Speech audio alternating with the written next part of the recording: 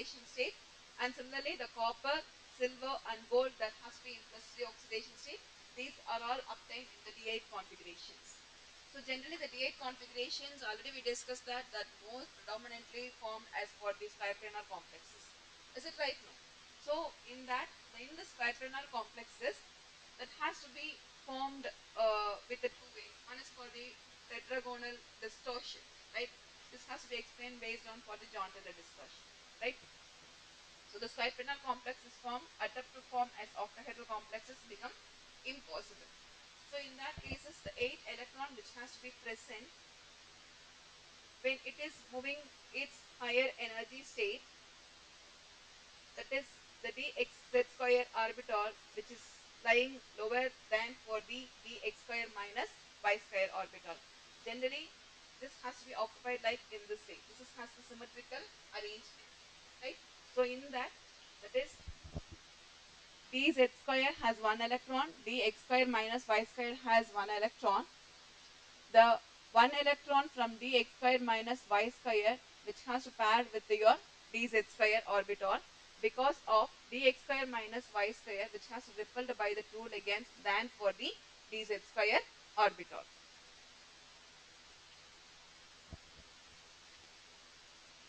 So this has to be explained based on for the John-Taylor distortion. In both the Eg orbitals are symmetrically filled, all ligands are repelled equally, right? So if asymmetrically filled, generally John-Taylor distortions are the octahedral distortion, which has to be explained based on for the unsymmetrical arrangement of the Eg orbitals. So if unsymmetrical or asymmetrically filled, some ligands are repelled more than that of the other. So the distorted octahedron has to be obtained. So consider the Eg configuration. If 1 electron in dz square and the 2 electron in dx square minus y square, in the case of D9 configuration, the ligands along the axis, that is x minus x, y minus y, will be repelled more and bonds elongated. If it is bond elongated, the octahedron will be compressed along the z-axis. Are you able to imagine the thing? Right? If the electron which has to be more in dx square minus y square, what will happen in the x-axis and for the y-axis? Right? So the repulsion is more in x and y axis. What will happen? The bond which has to be elongated in the x and y. If it x and y which has elongated, then the z axis which compressed. Right? So this is the case for 1 electron which has to be more than that of the, that is 1 electron in dx square minus y square has more than that of the d square orbital, which forms as the compressed along the z axis in octahedral complexes. Consider the Eg configuration. If dz square has more electron than dx square minus y square, what will happen when the 2 electron which has to present in the dz square, the elongation which has to be more on the z axis with respect to it, that is bond compression in z axis for the x square minus y square ಜಾಸ್ತಿ ಇರಲಿಲ್ಲ. If it dz square has more electron, then the bond which has to be elongated more. Then that is for the case which we, that is tetragonal distortion, or in that case the z axis, if it the bond length which has to more, then which becomes as in for the pi-planar complexes. That is Z compression or the Z elongated. Z compression which has to be occur in the one that is 1 electron more in dx square minus y square than for dz square. If which has the Z elongated, right, which has to be occur, that is dz square has 1 electron more than that of the dx square minus y square orbital. So generally John-Taylor theorem was published in 1937 and states any non-linear molecular system in a degenerate electronic state will be unstable and will undergo distortion to form a system of lower symmetry and lower energy, thereby removing the degeneracy. So the Eg point along the bond axis, the effect of Jandala distortion is best documented for the copper 2 complexes, where the result is the most complexes are found to have elongation along the z-axis. So the z elongation which has to be given for this one, if the z elongation which has to be occurred, the z-axis which comes the lower energy than for the x square minus y square. If z compression with respect to the x square minus y square comes to the lower energy than for the z square orbit.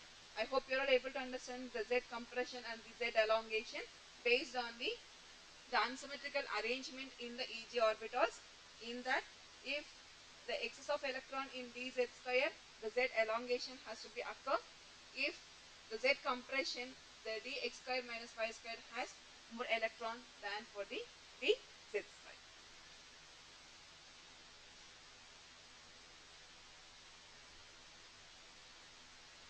So some complexes of John-Taylor distorted complexes which has to be tabulated here. Most of the copper complexes which has to be given. So this is the diagram or the graph which has to be plotted with the different geometrical of the with different geometries have the crystal field splitting of the orbitals. The first one representing for the square planar complexes, and second one for the trigonal bipyramidal, square pyramidal, octahedral, and for the square antiprismatic geometries.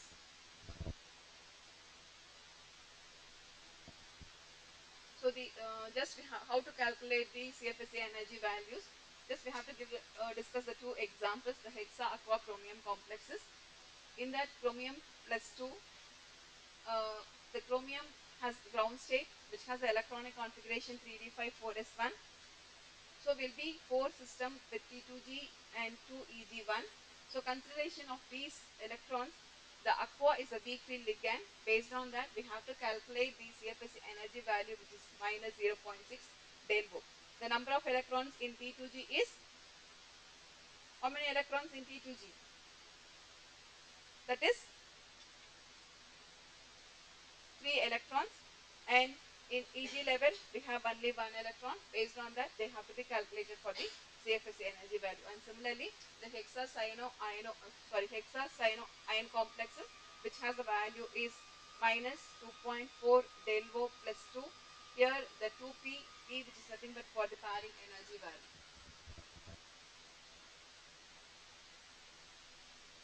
So though it has more application value, more things which has to be solved by the VBT theory, even which has mild limitations or a few limitations. The few limitations which has to be modified are overcome by the other theory, ligand field theory, which is also called to be as the molecular orbital theory. So the limitations of the crystal field theory. This theory considers only the metal ion d orbitals and gives no considerations to the other orbitals like s, p and f orbitals. Therefore, to explain all the properties of the complexes dependent on the pi ligand orbitals will be outside of the scope of CFT. CFT does not consider the formation of pi bonding in complexes. That is the major disadvantage in CFT. And CFT is unable to account satisfactorily for the relative strength of the ligands. For example, it has no explanation for why the water or the aqua appears to in spectrochemical series as a stronger ligand than hydroxyl group. We know that the negative ligands are, the hydroxyl groups are for the higher stability than for the neutral one. Is it right? No. But which doesn't give the explanations about why the aqua that is the hydrated molecule occur at the stronger ligand than for the hydroxyl group. Right? That is the another limitations. And according to CFT, the bond between the metal and the ligand, that is purely ionic. But it gives no account for the partial covalent nature of the metal ligand bonds. The partial covalent bond which has to be identified by the various spectral techniques, so which is not account for the covalent nature of the complexes. Right? That is the main three limitations in the CFT. I hope you are all able to understand the assumption followed by the splitting in octahedral and the tetrahedral complexes. Thank you.